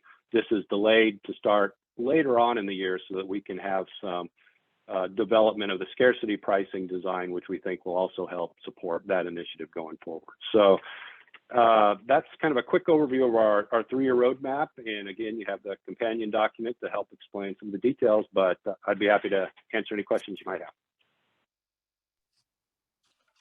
Thank you, Greg. Any questions from the governing body or the board for Greg? Governor Bornstein, looks like your hand is up. Thanks. Thanks, Greg. This is really useful. Can you explain to me, we have the interconnection process enhancement, which is going on now, and we'll go through the end of 2023. Then we have the FERC order on generation interconnection enhancements.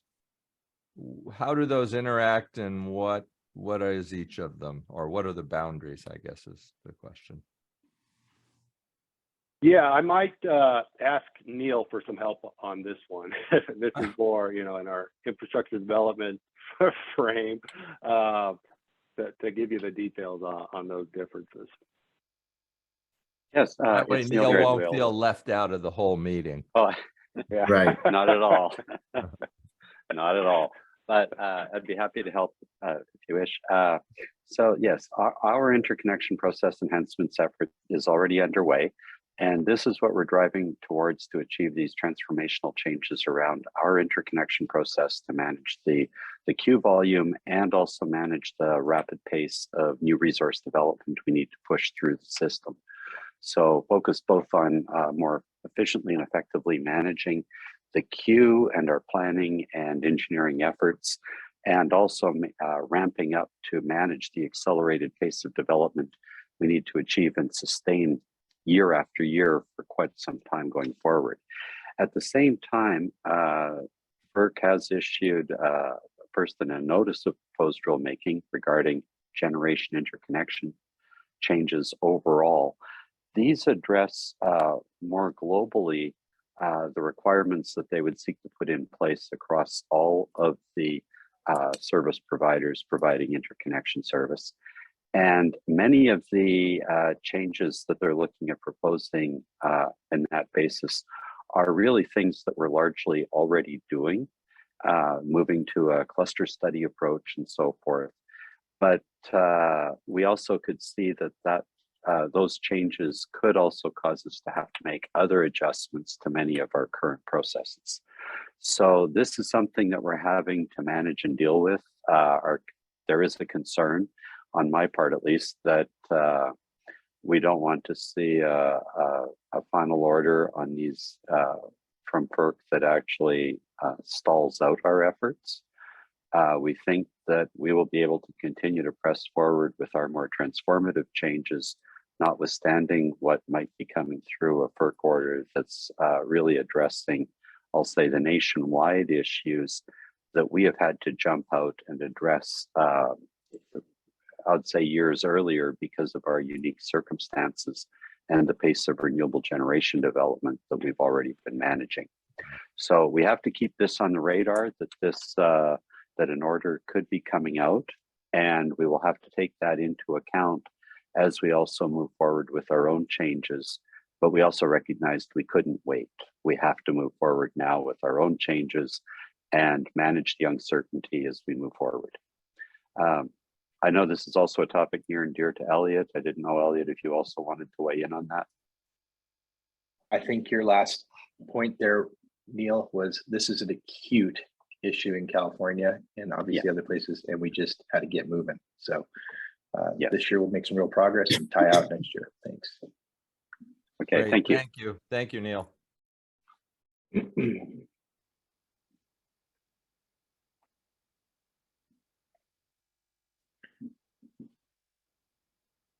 You're on mute, Roger. Roger, you're on mute. Thank you. No more hands in the queue. And so at this point in time, we can turn it over to the operator to see if there is any public comment. Michelle, could you check for public comment, please? Absolutely. Once again, ladies and gentlemen, to ask a public comment, click the raise hand icon located at the bottom of your screen to place yourself in the queue. When it is your turn to speak, simply click the unmute button, then the pop-up message that will appear on your screen. Please remember to state your name and affiliation prior to your comments. Also, if you are connected to today's meeting via phone audio, pressing #2 on your telephone keypad will enter you into the comment queue.